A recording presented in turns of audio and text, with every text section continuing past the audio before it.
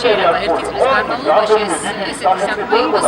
გაუხსნელი, ეს იყო ძალიან რეზონანსული საქმე, როდესაც მცირეწლოვანი ბავშვი ტრაგიკულად დაიღუპა,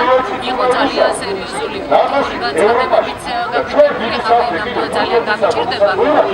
ნორმალურ ადამიანს გაუჭირდება იმის ესე ვთქვათ გაცნობიერება, რომ შეიძლება რამენაირად პოლიტიკა იყოს განაყოფა, მაგრამ ყველა შემთხვევაში გამოძიება უნდა ჩატარდეს და ერთი წელი ასეთი საქმის გამოძიებას არ ჭირდება.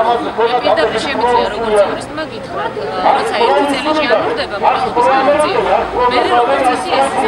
საქმე გაუხსნელი რჩება, ამ საფრთხის უნდა ემოქმედა, რომ ამდენი ხანი გაიხსნა ეს.